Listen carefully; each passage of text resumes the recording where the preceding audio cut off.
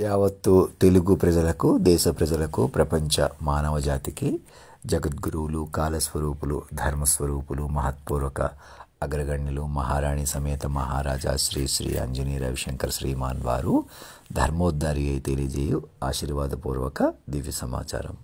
మమ్మల్ని జాతీయ జెండాలో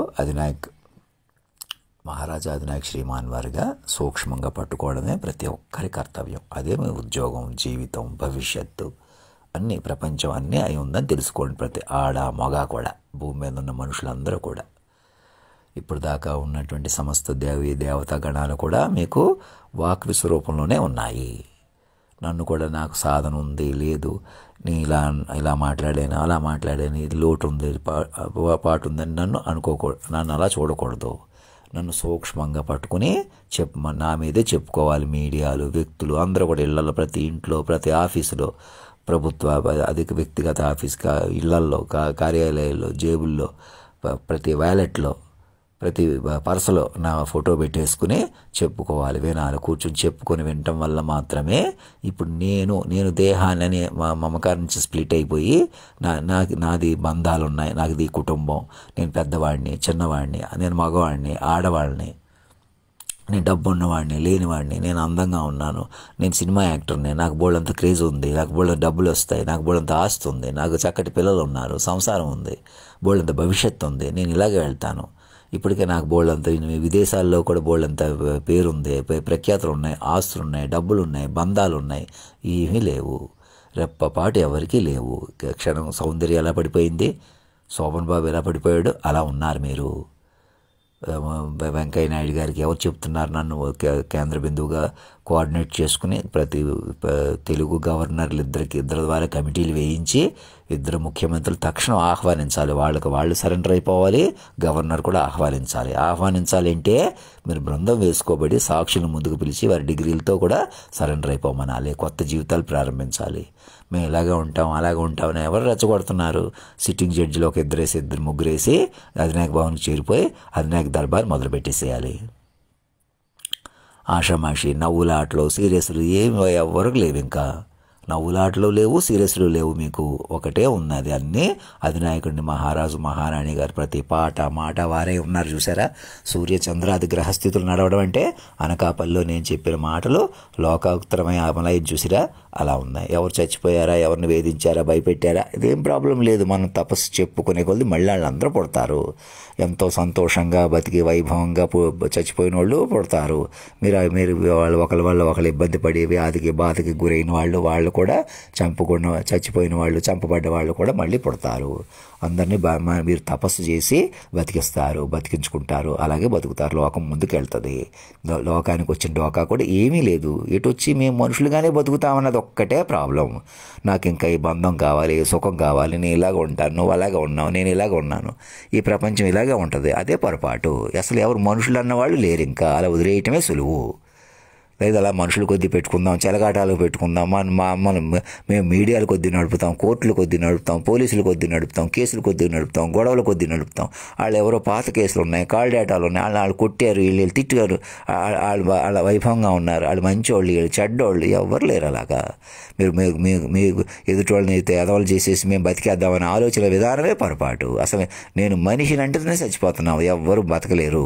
ఇప్పుడు కూడా నన్ను పైపైన చూసుకుని, మిమ్మల్ని పైపైన చూసుకుని, లేకపోతే నా మాటలు తేలిక మాటల్లో చూసి కట్టేసి నేను ఆవేశంగా మాట్లాడినవి, తిట్టినవి అవి ఉపయోగించేసుకుని కాలాతీతాన్ని పట్టుకోకుండా, నన్ను కూడా కాలాతీతాన్ని పట్టుకోనివ్వకుండా, మీరు గుంజేసుకుని, మీరు గుంజిపోయి, మీరు రెచ్చిపోయి నన్ను గుంజేసి ఎవరిని పట్టుకోనివ్వకుండా ముర్తకాయ అయిపోయిందని తెలుసుకోండి. ముర్తకాయ అంటే ఎలాగా, రెప్పపాటు మీది కాని ప్రపంచంలో మీదే అనుకుని బ్రతకటమే. అది మీరు ఎంత సంతోషంగా ఉండండి, వాళ్ళు ఎన్ని షూటింగులు తీయండి, ఎంత వైభవంగా ఉండండి, ఎంత ఊరేగండి. ఎవరు అది జగన్మోహన్ రెడ్డి గారు ఫోటో పెట్టి ఊరేగించడం వల్ల మాయలో పడిపోవటం అని తెలుసుకోండి. నేను మరణించిన తర్వాత కూడా బతికి ఉండాలి అని చెప్పుకుంటున్నటువంటి జగన్మోహన్ రెడ్డి అలా బతికేవాడు ఒకడు ఉన్నాడని తెలుసుకోవాలి. ఏ కోరికలు ఏవి కూడా మీకే పుట్టట్లేదు. ముందే నేను సినిమా, పాటలు, ఆటలు, రాజకీయాలు ముందే ఉన్నాయంటే అలా ఉన్నాయి. మీ ఆశలు కానీ ఆశయాలు కానీ ముందు తల్లిదండ్రులు వాక్ విశ్వరూపంలో ఉన్నారు. వారే గురువు, జగన్నాటక సూత్రధారుడు, అన్ని మతాలకి, కులాలకి, విశ్వాసాలకి ఆధారభూతుడు, కేంద్ర బిందువు, సకల శాస్త్రాలకి అధిపతి, సర్వాంతర్యామి, వాక్ రూపంలో ఉన్నాడు. అతను రంగు, రూపు, రుచి భగవంతుడికి ఉండదంటారు చూసారా, అవేవి నాలో మీరు చూడకూడదు. మా సాధారణ వ్యక్తిగా చూడకూడదు. ఇక నేను మీకు తేజోమూర్తిగా ఒకలా కనపడతానంటున్నాను చూసారా, ఇవి గుణగాణాలన్నీ చెప్పుకోగా కనపడతాను. మీరు కోరుకోగా నా మీదే సర్వం ఈయన అని చెప్పుకోవడం వల్ల నాలోనే 10 మంది హీరోలు ఉన్నారు, హీరోయిన్లు ఉన్నారు. సమస్త దేవీ దేవత గణాల పాటలన్నీ నాలో ఆ పాటలు పాడాను కాబట్టి ఆ దేవుడిని నేను అయిపోయానని కాదు, ఇంకా అంతకు మించి ఉంది అది. ఆ పాటలు నేను ఎలా పాడగలిగాను, కాలాతీతంగా పాడగలిగాను. అనకాపల్లిలో ఏకకాలంలో పాడాను చూసారా, ఒకే సౌండ్ ట్రాక్ అంటున్నాను చూసారా, అది కనెక్ట్ అయిపోవాలి, ఇంకేం చూసుకోకూడదు. అరెస్ట్ వైల్ నుంచి బయటకు వచ్చేసేయాలి. నన్ను అరెస్ట్ వైల్ ముందు బయటకు తీసుకొచ్చి మాట్లాడాలి. నేను ఎక్కడికి వస్తాను, నా దగ్గరికి ఎవరో రావాలి, నేను ఎక్కడికో వెళ్ళాలని చిన్నపిల్లల్లాగా ఆషామాషి వేళ కూడా మానేసేయండి. మీరు ఇక్కడే ఉండిపోయారు, మీరు అక్కడే ఉండిపోయారు. మీరు చేయవలసిన పని ఏంటి, మనసులు పెంచుకోండి, మాటలు పెంచుకోండి. ఇప్పుడు దాకా అవమానించిన వాళ్ళని, తగ్గించిన వాళ్ళు, వాళ్ళు చిన్నోళ్ళైనా పెద్దోళ్ళైనా, మీ వాళ్ళైనా మా వాళ్ళైనా ఎవరు సంతోషంగా ప్రేమగా ఉండండి, సరదాగా ఉండండి. ప్రతి క్షణం గాలిలో తేలిపోండి. ఎలాగా మనసు పంచుకుంటే సాధ్యపడుతుంది. అంతేగాని శరీరాల కొద్దీ, రెచ్చిపోయి ధనం కొద్దీ, డబ్బులు కొద్దీ, వ్యసనాల కొద్దీ, మాయ కొద్దీ గాల్లో తేలిపడం ఎప్పటికీ రాదు. అది మృతం. అది మీరు చచ్చిపోయే తనను చంపేయటం, లోకాన్ని చంపేయటం, సూర్యుడికి భిన్నంగా తీసుకుపోవడం అనమాట. మొత్తం అందరినీ ముందు సూర్యుడికి కరెక్ట్ చేసిన వాళ్ళు అవుతారు నన్ను పట్టుకోవడం అంటే. నేను అధినాయక శ్రీమాన్ నేను ఎందుకు చెప్తున్నాను, ఇలా నిరూపణ జరుగుతారు. నన్ను నా మనసుని పెంచుకున్న వాతావరణంలో మీ భార్య భర్తలు కూడా మీ బంధాలు మళ్ళీ పవిత్రీకరించబడతాయి. మీరు ఇప్పుడు దాకా పవిత్రంగా ఉన్నా అపవిత్రంగా ఉన్నా ఎలా ఉన్నా కూడా పునరుద్ధరించబడతాయి. అదిలాగా నా వల్ల లోకం తెలుసుకుని ముందుకెళ్తారు. ప్రతి ఆడ మనిషి నాలో ఉన్న ఆడ మనిషిని కనెక్ట్ అయిపోవాలి, నన్నే భర్తగా భావించాలి, నాలో ఉన్న ఆడతనం తనగా భావించుకోవాలి. అలాగే ప్రతి మగవాడు నాలో ఉన్న భార్య మొదటి భార్యగా స్వీకరించాలి. అలాగనమాట ప్రతి మగతనాన్ని తను ఎక్కడి నుంచి కనెక్ట్ అవ్వచ్చు, మాటతో తను ఇప్పుడు ఎక్కడున్నా మాటతో కనెక్ట్ అవ్వాలి. అతను కానీ ఆమె కానీ నాతో మాటతో కనెక్ట్ అయ్యి నా గురించి చెప్పుకుంటూ నా ప్రకారం లోకం ఎలా ఉందో చూసుకుని, ఇప్పుడు ఇక మీద సునామీలు వస్తాయి, ఆ సముద్రాలు వస్తాయి, ఇలాంటివి కూడా తేలుతాయి. మీరందరూ ఒకసారి కనెక్ట్ అయితే పుష్కరాల్లో మునిగి తేలినట్టుగా.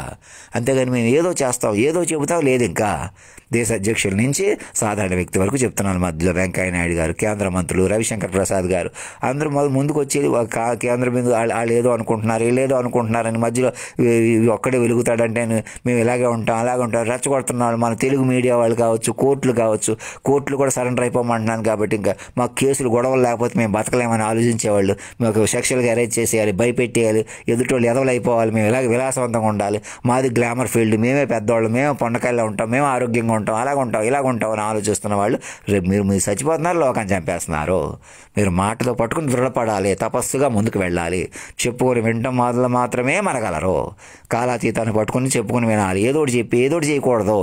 ఎవరిని కూడా ఏదోటి చెప్పి ఏదోటి చెప్పనివ్వకూడదు. నేను కూడా చెప్పిందే చెప్తున్నాను అన్నట్టు కనపడుతుంది. ఎలా ముందుకెళ్తుంది, నా మీద చెప్పుకునే కొలిది ఆ పాటల్లోకి వెళ్ళి, నాకన్నా చురుగ్గా ఆ పాటల్లోకి వెళ్ళి, మాటల్లోకి వెళ్ళి, పురాణం ప్రకారం, శాస్త్రం ప్రకారం, సైన్స్ ప్రకారం నిండుగా విస్తారంగా ప్రతిరోజు చెప్పుకోవడమే సభ. అలా చెప్పుకుంటూ పరిపాలన చేసుకోవాలి. కలెక్టర్లు అందరూ ఒకటై సమీకరణగా రిజర్వ్ బ్యాంకే అధినాయక కోష్గా మారిపోతుందని ఎందుకంటున్నాను. మెల్లగా మీ అకౌంట్లన్నీ ఫర్ చేసుకుని ఆస్తులు, ఇంటి పేర్లు అన్నీ కూడా అధినాయకుడు సమర్పించేసిన వల్లే మీరు ఫ్రీ అయిపోతారు.